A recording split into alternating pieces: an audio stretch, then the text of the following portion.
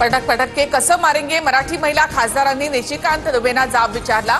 संसद भवनाच्या लॉबीमध्ये खासदार वर्षा गायकवाड, शोभा बच्चाव, प्रतिभा धानोरकर यांनी दुबेंना घेरलं।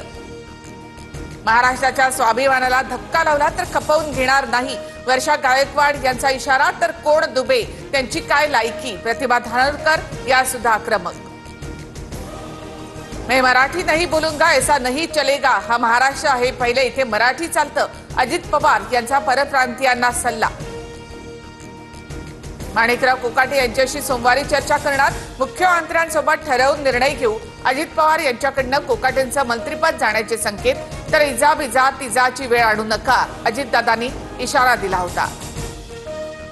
वादग्रस्त मंत्री आमदार यांच्यामुळे भाजपचं टेन्शन वाढलं, महायुतीमधील मित्र पक्षांमुळे फडणवीस सरकार ठरतंय टीकेचे धनी, सूत्रांची माहिती।